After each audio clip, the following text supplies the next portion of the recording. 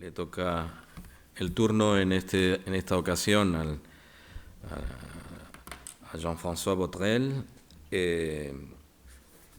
La verdad es que para mí es un honor y una satisfacción presentar a Jean-François, a quien conozco, tengo la suerte de conocer personalmente desde hace ya algunos años, y así como a Paul Aubert, a quien saludo aquí también de nuevo, que estás también entre nosotros. Digo que es una satisfacción de nuevo en Málaga porque Jean-François ha tenido la ocasión también de venir ya en otro momento a nuestra universidad. Por lo tanto, Málaga está dentro de su itinerario vital, por lo menos, ¿no? Y espero que siga siendo así. En el programa hay un error. Jean-François Botrel, el título de su intervención va a ser España y el hispanismo. Es el título de lo que él va a hablar, ¿no? Resumir, bueno, todo el mundo conoce a Jean-François Botrel en el ámbito del hispanismo. Resumir su inmenso currículum es muy difícil, muy complicado. Y yo solamente voy a apuntar algunas cosas, simplemente a título introductorio, antes de empezar su conferencia, y es el hecho de que, bueno, tiene un perfil muy poliédrico, por decirlo de alguna manera, porque él es evidentemente un destacado investigador en el ámbito de la historia de la lectura, en el ámbito de la historia de la prensa, en el ámbito de la historia de la cultura en España. Es también un destacado hispanista con una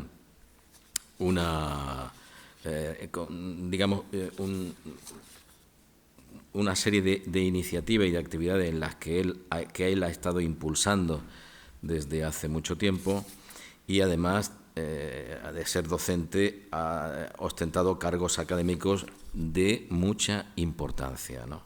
Entonces, en el ámbito de la investigación, bueno, mencionar, bueno, pues algunos de sus libros más importantes desde mi punto de vista: Libros, prensa y lectura en la España del siglo XIX, Historia de la edición y de la lectura en España 1472-1914, Libros y lectores en la España del siglo XX. En fin, hay un listado, ya digo, inmenso en esa tríada que yo he mencionado antes de libros, lectura, prensa y periodismo, que él ha cultivado a lo largo de su tiempo. Ha trabajado sobre Palacio Valdés, Clarín, en fin, los grandes autores del XIX. Quiero destacar que ha sido director del Centro de Investigación sobre Prensa Ibérica y Latinoamericana de Rennes, en una época muy importante en la que, además, en este colectivo pues había gente muy importante de la Universidad francesa y española, ¿no? Ha sido presidente de la Asociación Internacional de Hispanistas. Yo creo que esto también hay que mencionarlo, porque me parece un dato muy importante, y estoy pasando por encima su perfil biográfico: catedrático de Lengua y Cultura Hispánica en la Universidad de Rennes 2, catedrático emérito desde el año 2001, titular de una cátedra de excelencia de la Universidad Carlos III de Madrid. Quiero decir que este dato también es muy importante. Y en el ámbito de la gestión ha sido primer vicerrector y rector de la Universidad de Rennes, delegado del ministro de Educación Nacional en Córcega, director del Instituto Nacional de Investigación Pedagógica, doctor honoris causa por la Universidad de Exeter, chevalier de la Légion d'honneur y titular de la encomienda de la Orden de Isabel la Católica. Bueno, de una manera un tanto así dispersa como lo he hecho, pero yo creo que he apuntado algunos datos biográficos de Jean-François que, bueno, pues justifican plenamente que esté aquí en este encuentro que, desde mi punto de vista, gracias a Alfredo, tiene un nivel muy elevado. Así que cuando quieras, Jean-François, tienes la palabra, ¿no? Yo me alegro mucho volver a estar en Málaga con la presencia de amigos y futuros amigos. No sé en qué idioma voy a expresarme. Será el idioma de los hispanistas, o sea, una tierra de nadie donde se encuentran todas esas características de todas las variedades de ella. Aunque en mi caso me he formado más bien en contacto con españoles. Y precisamente lo que quisiera desarrollar es esa idea de que el hispanismo, al menos en Europa, nació y se fue construyendo, mirando y pensando España y bajo la mirada de España. Eso lo dice claramente el diccionario de la Real Academia. ¿Qué es un hispanista? Un hispanista es una persona versada en la lengua y cultura españolas, definición de 1914. Luego, pues, un poco más tarde, se le definirá como el aficionado al estudio de la lengua y literatura españolas y de las cosas de España.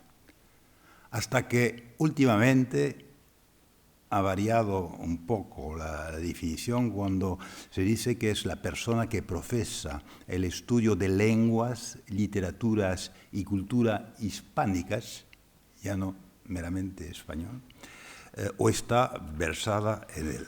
Pues yo creo que esta primera situación, o sea, y en este proceso se dio de construcción del hispanismo con respecto a España, se dio con interlocuciones, o sea, dialogando, directa o indirectamente, directa con viajes, estancias, encuentros, o indirectamente con lecturas, correspondencias y hoy por Internet, evolutivas, que importa recordar y documentar para poder entender la originalidad de las variables aportaciones del hispanismo a la manera de pensar España.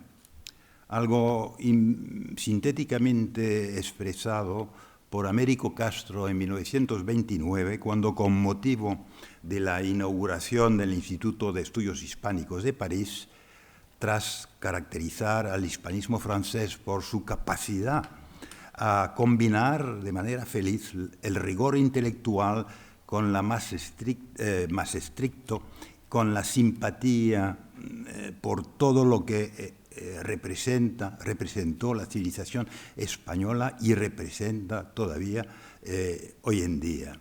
Y cuando afirmaba que el hispanismo francés y los demás habían evolucionado con la índole del objeto que les suministraba su tema. Así lo decía en francés, ¿no? A évolué avec la nature de l'objet qui lui fournissait son thème.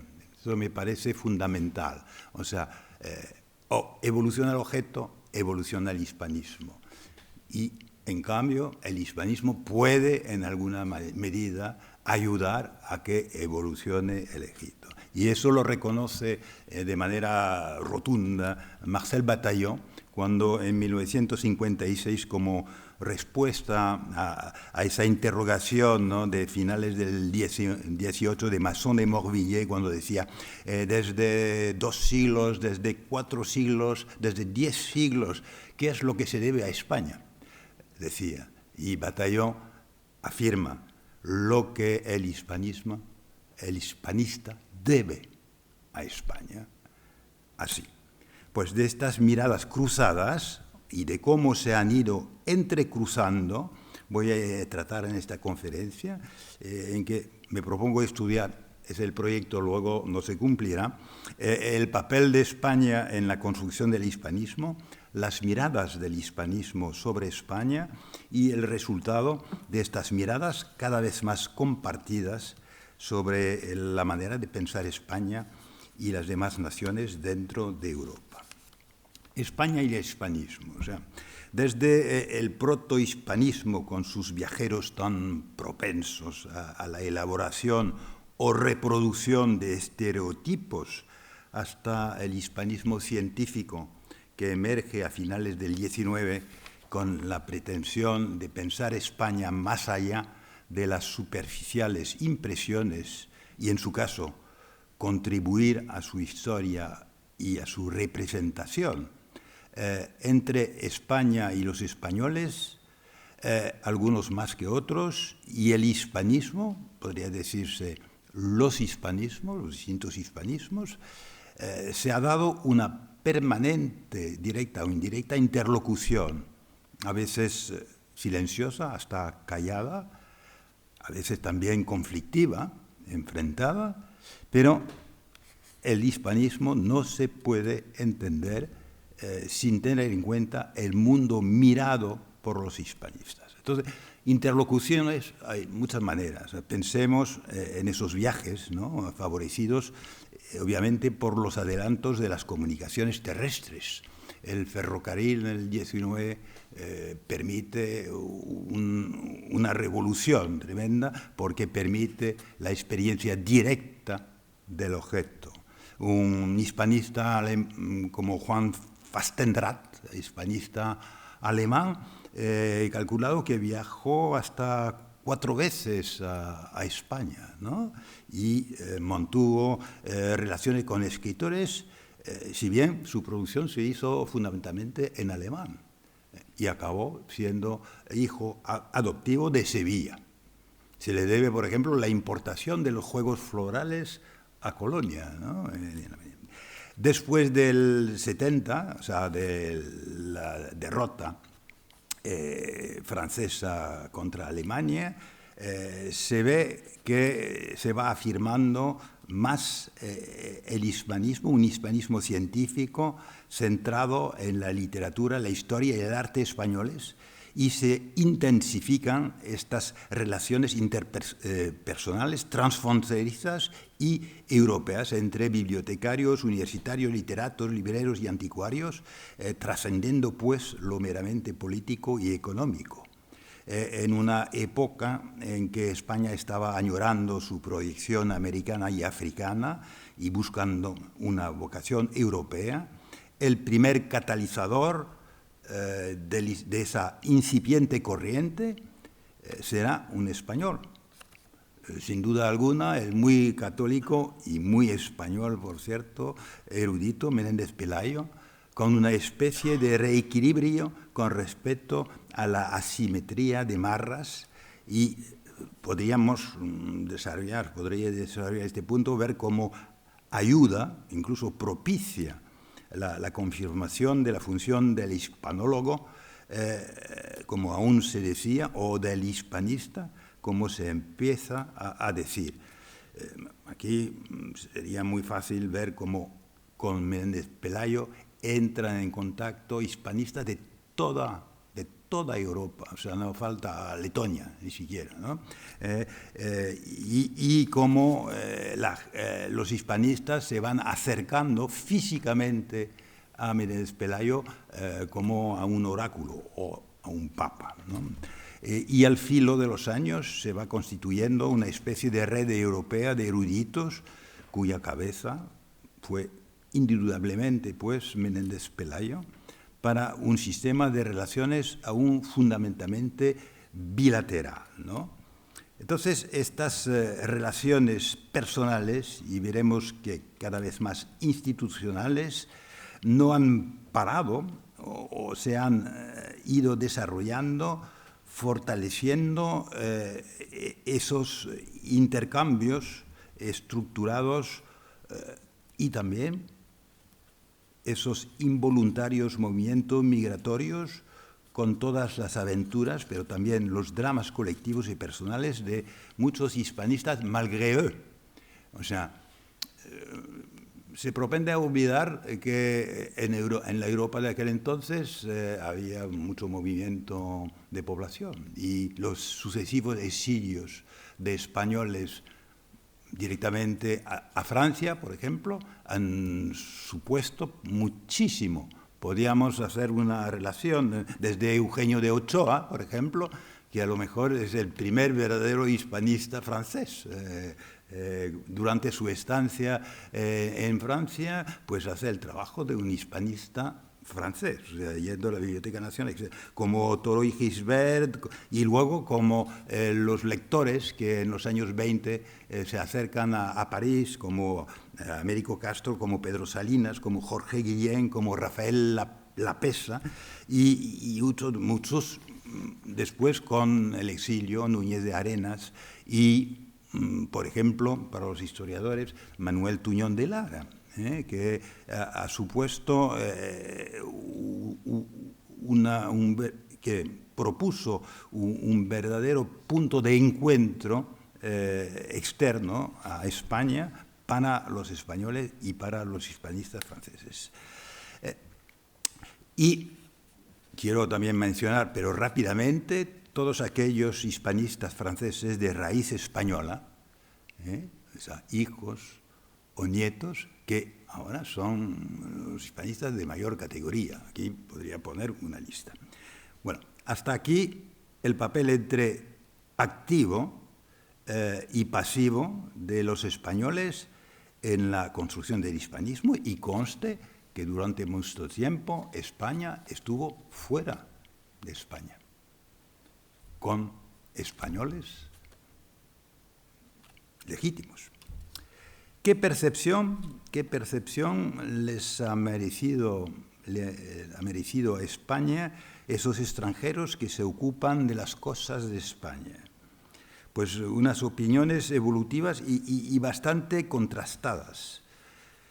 Recordaré, por ejemplo, la gran estima de Méndez Pelayo por el doctísimo, gran, ilustre, insigne hispanista Alfred Morel Fació, a pesar de tener y cito Méndez Pelayo, la desgracia de ser ateo y positivista furibundo como muchos franceses. En una época en que en Francia la lengua española estaba aún clasificada en la despreciable categoría de lenguas meridionales, así se decía, y en que el fundador de la primera cátedra de español en Francia, Ernest Mérimée, pensaba que sería un buen papel para Francia hacerse la institutriz y como la hermana mayor de España, ya que no hay que renunciar a la clientela científica y literaria de España, no menos importante que su clientela comercial e industrial. Así de claro, ¿no? Pues en esa época, con las características que acabo de mencionar, se entiende que esta mirada del otro, del hispanista, no solo indiscreta, sino interesada, muy materialmente interesada, económicamente interesada, haya podido molestar a Miguel de Unamuno, por ejemplo, quien en 1913 afirma que de cada 10 hispanistas o hispanólogos, me gusta más esta segunda palabra porque es como los más de ellos más ridícula, que viene a estudiar nuestras cosas, los 9 por lo menos vienen a ver en qué sufrimos la influencia de los ingenios de su país. Y si el hispanólogo lo es profesional, de agregación y erudito, hay que echarse a temblar. Bueno, es una muda, ¿no? En 1898, en circunstancias difíciles para España, Rafael Altamira ya reprochaba a la mayor parte de los hispanólogos, gentes que saben o presumen saber de España, pero que no solo no la aman, sino aún sienten por ella benevolencia y simpatía, pues su ausencia de hispanofilia, y lamentaba que siguieran viniendo a estudiarnos gentes que no hablan y apenas entienden nuestra lengua. Rafael Altamira, tal vez el primer hispanista español dedicado a las cosas de Hispanoamérica, porque se puede ser hispanista en España mirando hacia otros países de lengua española. Cuando en 1898 distinguía pues, entre hispanólogos y los verdaderos hispanistas, los que son además hispanófilos, buenos amigos, de los que ni adulan ni huyen ante la desgracia, sin perjuicio de ser también muchas veces grandes hispanólogos, los que saben aunar ciencia y amor a España y no se quedan en fiscales. Es algo que todavía se nota en el artículo que la Enciclopedia Espasa-Calpe le dedica a la voz hispanismo en 1925, dándole como equivalente hispanofilia. Entonces, este juego entre hispanismo científico y hispanifilia me parece interesante. Se puede ser hispanista sin sentir algún afecto o cariño por el objeto.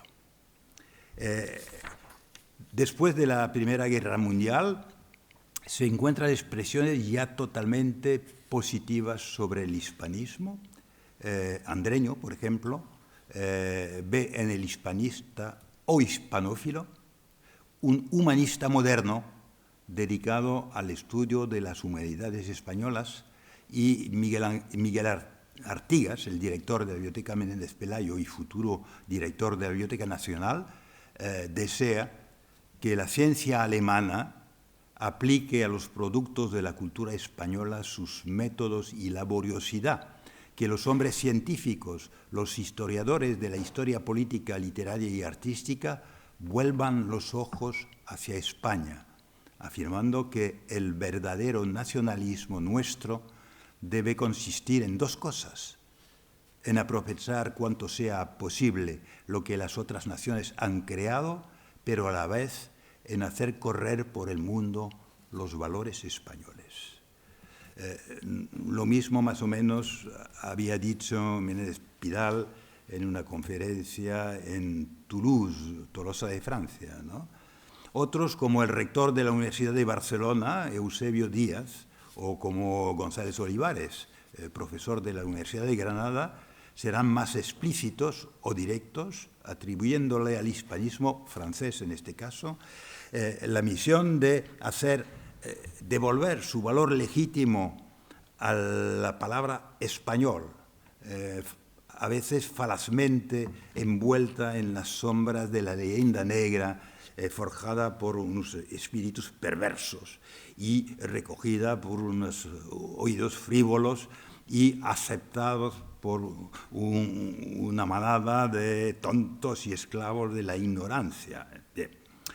Por aquellos años había surgido en España otra concepción del hispanismo, y creo que hay que recordarlo como proyecto ideológico, recordarlo porque importa para entender algo de lo que nos dijo Bonilla hace poco. O sea, la reacción de los hispanoamericanos hacia el propio concepto de hispanismo.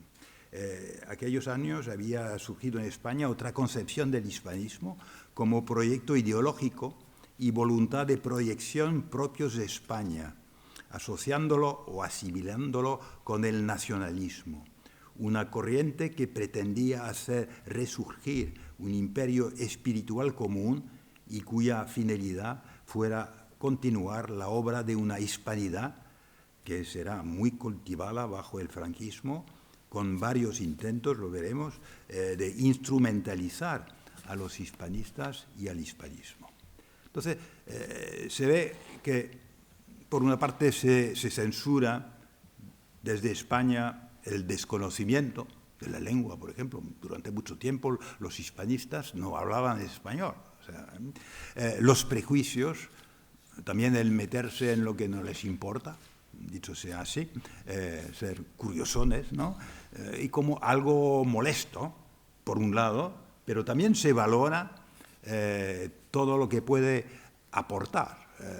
Primero, un interés halagüeño por España, pero también la aportación positiva en términos de método y de conocimientos, y hasta el punto de que se intenta instrumentalizar, en cierta medida, lo que es el hispanismo. Después de 1978 y más aún de 1986, cuando España dejó de autoproclamarse diferente para inscribirse en el tiempo y espacio europeos, el auge de la investigación en las universidades españolas creó unos nuevos equilibrios para unos diálogos ya casi totalmente apaciguados, o sea, ya no hay diferencias.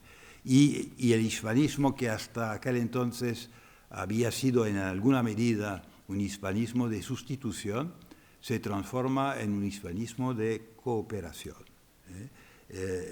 Emblemática de esta nueva concepción del hispanismo me parece ser, desde 1989, la Fundación Duque de Soria. No lo digo porque soy miembro de su patronato, sino porque ha hecho una labor ingente en pro del hispanismo, de lo que supone cara a la propia España y cara a la opinión internacional, ¿no? Esto ha culminado en 2007 con un homenaje de España a través del rey Felipe al hispanismo internacional, y en lo que entonces dijo encuentro todo lo que acabo de evocar rápidamente, o sea, ese interés de gente que no ha nacido en España por lo español, su papel de intermediarios o mediadores para la difusión y promoción, y dice el rey, de nuestra cultura, de nuestra lengua y tal vez del mundo de hablas hispanas, ¿no? Esto para los hispanistas es un problema, o sea, nos incluimos o nos incluimos en el nuestro.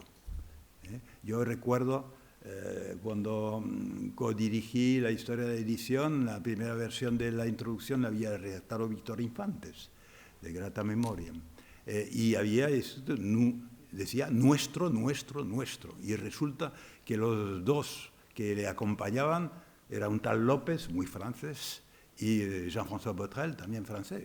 No era nuestra, era la cultura, la edición española, pero no nuestra edición. Esos problemas terminológicos me parece muy importantes, o sea, esa distancia que mantienen los hispanistas con respecto a algo que no es suyo, o sea, porque no pertenecen a esa comunidad, ¿no? Y luego otro aspecto que no quiero dejar de evocar, y eso me sugirió la lectura rápida del principio, al menos de la faz de España, ¿no? Es un momento en que Brennan comenta esto. Es curioso cómo cuando se viaja por el extranjero se asume el papel de vocero oficial del propio país. Esa percepción que tienen los españoles del hispanista como extranjero, y enseguida asocian el país de origen y le piden que tenga una opinión desde su propio país, cuando muy a menudo el hispanista se ha olvidado de que es francés, es alemán, es suizo y habla como hispanista. Muy curioso, y eso habría que profundizar. Todo esto lo han acompañado unas políticas informales y oficiales desde España o por parte de españoles. Rápidamente, la existencia de un Instituto de Estudios Hispánicos en París se debe claramente a españoles, mecenas, vamos. Puedo decir, el Marqués de Casavaldés, José María Quiñones de León o Carlos Ibáñez de Ibero, ¿no? Con la victoria es el aspecto positivo de la política. Otro aspecto menos positivo es cuando, después de la victoria de la insurrección franquista, el nuevo Estado procura apoderarse e instrumentalizar el hispanismo. Ya en 1939, el agregado cultural de la Embajada de España en París, Joan Stelrich, tiene un proyecto de transformación de la revista Occident, publicada en París en un mensual, revista internacional de hispanismo, que sería órgano internacional del hispanismo, consagrado exclusivamente a la valoración de España, de sus esencias tradicionales, de su cultura, de su espíritu y de su significación actual.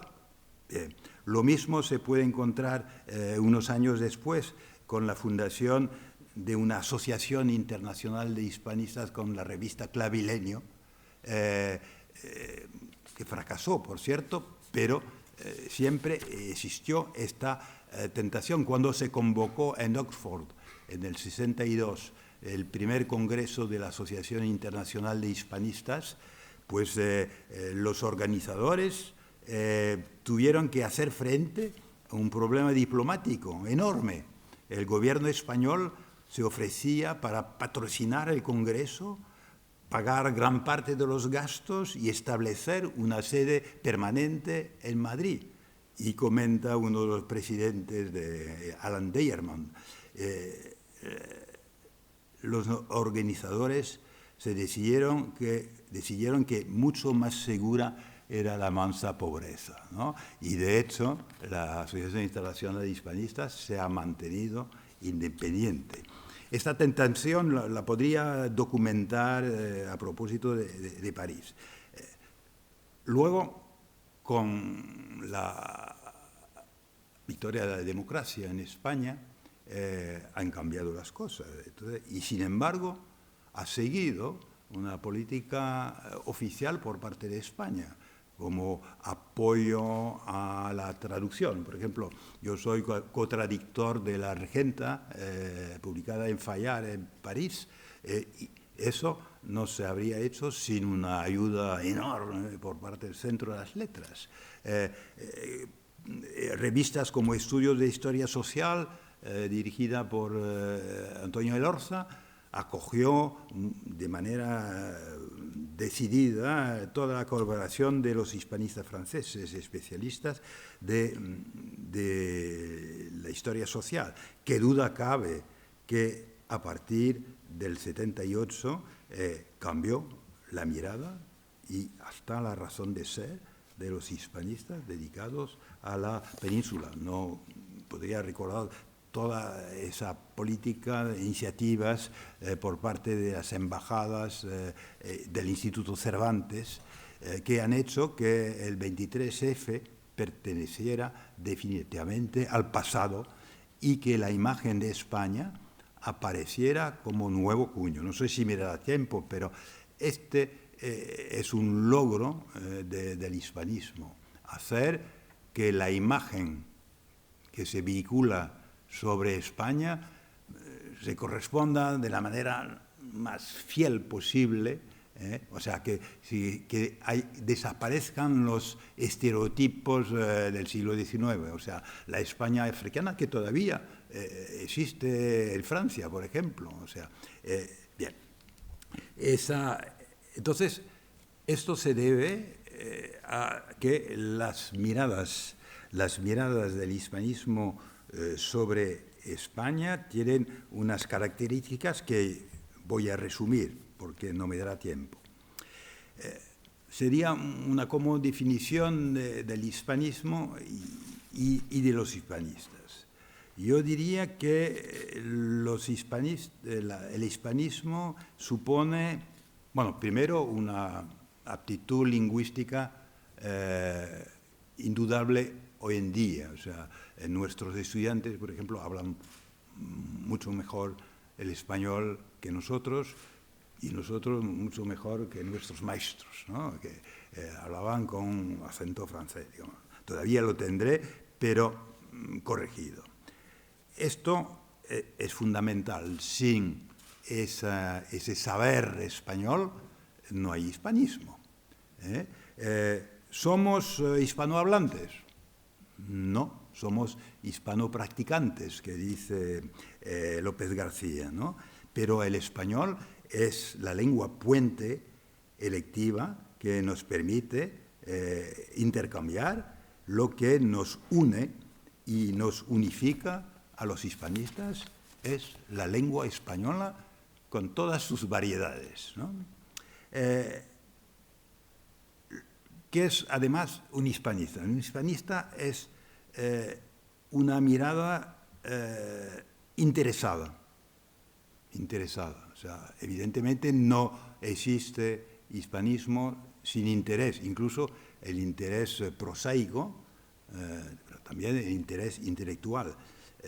El hispanismo se mantiene porque existe un interés colectivo en su país por el país vecino o los países ahora más alejados.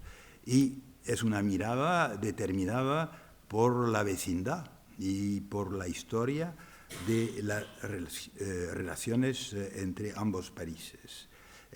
El hispanismo tiene una dimensión política, no hay que ocultarlo.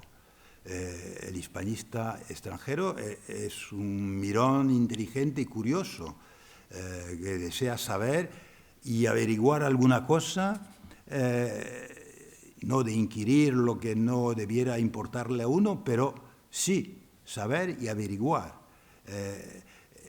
La mirada que echa sobre el objeto ajeno pretende observar, como lo hacían los viajeros de Marras, que también podían ser espías, por una de vena, y hacer un trabajo de inteligencia en el sentido británico de la palabra, pero siempre la diferencia es que el hispanista procura entender para luego explicar a sus propios conciudadanos, o sea, hacer de intermediario, incluso a través de la traducción, por supuesto, y a menudo apropiarse de algo que sea de su interés. De ahí que su mirada pudiera percibirse como indiscreta y hasta molesta. Esta mirada interesada no es superficial, pretende calar hondo en un campo más o menos amplio y siempre con pretensión a ser un especialista, un experto, para poder enseñar, transmitir, contagiar y producir conocimientos. Y pretender, en su caso, que a lo hispánico, a lo español, queden asociados unos bienes y valores apetecibles desde distintos horizontes de expectativas culturales, por supuesto, pero también científicos, tecnológicos, económicos. La mirada del hispanista también es distanciada. O sea, para constituir a España y a lo hispánico en objeto científico, hubo que aprender desde los distintos hispanismos a distanciar una mirada histórica y naturalmente ya distante de por sí. A pesar de la vecindad, existe cierta distancia con Pirineos, además, cuando se trata de Francia y España, ¿no? Y de ahí, creo, viene que esa mirada produzca algo interesante para los propios nacionales, pero también para el país mirado, porque esa mirada distante tiene por consecuencia una mirada distinta que choca a veces con la mirada que el objeto mirado echa sobre su propio ser, pero esa distorsión a menudo se vuelve dialéctica. O sea, los debates entre hispanistas y españoles no es la controversia de Valladolid, pero casi a veces sobre el sentido de tal autor o de tal momento de la historia de España es conocido y imprescindible para entender cómo la mirada del hispanismo puede ayudar a la evolución de que España, en este caso, echa sobre su propia evolución. Luego veremos que la distancia no siempre se mantiene, ¿no? Y que existe, a través del diálogo y las virtudes de las miradas cruzadas, se acercan y contaminan los puntos de vista. Yo, si pienso en el hispanista del futuro, no lo veo con características nacionales, no lo veo como extranjero a España, lo veo como europeo que sabrá distinguir las identidades, las originalidades dentro de ese nuevo espacio. No va a desaparecer el hispanista, desde luego, porque sabrá dialogar con una parte de Europa. Pero ahora la diferencia es que en España, lo hemos visto ayer con Juan Pablo Fussi, existen científicos que pueden interesarse por temas franceses. A Pablo Fussi le hemos traducido su obra sobre nación, nacionalidad y nacionalismo, Les Presses universitaires de Rennes 2. Hemos traducido una historia de Galicia de Ramón Villares. La gente no sabía nada de Galicia, ahora podrá enterarse. El hispanista es pues un otro que vive una muy compleja y permanente alteridad.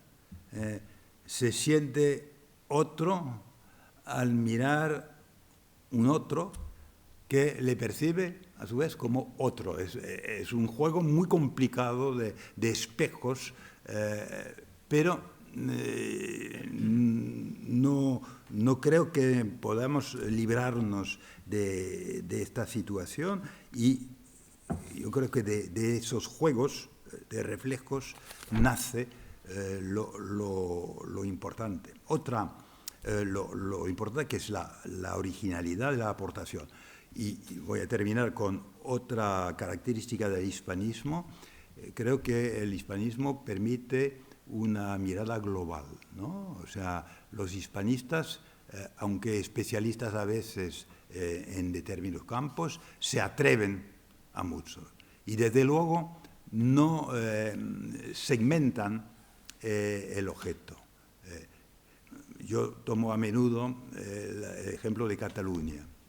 Un hispanista puede incluir a Cataluña dentro del conjunto español sin problema, porque no está metido en el debate interno. Y porque, además, para el hispanista no tiene sentido aislar un objeto. Puede haber un catalanista que lo va a hacer, pero siempre relacionando con otro objeto global y siempre relacionándolo con otro espacio que es su propio espacio nacional. Bien. Los aportes del hispanismo, rápidamente, yo creo que lo fundamental es la mediación. O sea, hace de intermediario entre el país mirado y el país mirante, y lo hace en su propio idioma. Lo evocábamos con Brennan. Brennan escribe en inglés para sus compatriotas. La originalidad de esa nueva fase del hispanismo es que muchos hispanistas escriben directamente en español, o sea, escriben para otro espacio. Yo escribo la mitad en francés, la mitad en español, y no me plantea ningún problema, ¿no?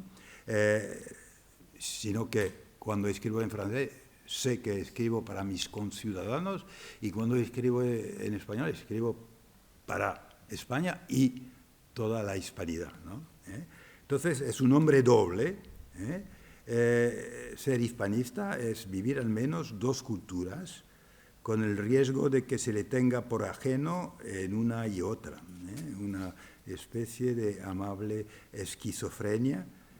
Pero yo diría, es también experimentar la satisfacción que puede rayar en fruición de sentirse otro, de tener la adaptabilidad del etnólogo y a veces de comparar y de relativizar, de extrañar el que le perciban como extranjero en un país al que dedica. Las aportaciones serán en términos de conocimientos. Aquí podríamos incluir una base de datos del hispanismo. Ahora se va a hacer por el Observatorio Permanente del Hispanismo en Soria, una recapitulación de toda la aportación de todos los hispanismos, un proyecto magno, por supuesto, y sobre los métodos y, insisto, sobre algo inmaterial como son las imágenes,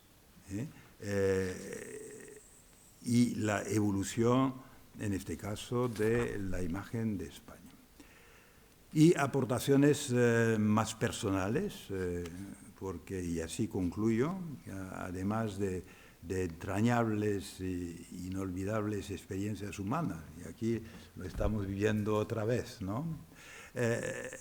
Esa manera que a mí y a los hispanistas permite el ser hispanista es relativizar, o sea, comparar, y otra manera de ver que a mí, por ejemplo, me permitió administrar, creo que correctamente, un espacio de la República Francesa como Córcega, por la experiencia que tenía yo del otro, haciendo lo que llamaban, no lo decían los corsos, ¿no?, etnoadministración, pero una administración francesa adaptada a otra manera de ver el mismo país, pero en este caso también la mirada de los corsos podía ser otra, ¿no? Bueno, así creo que el tiempo... Sí, bueno, el tiempo muy bien.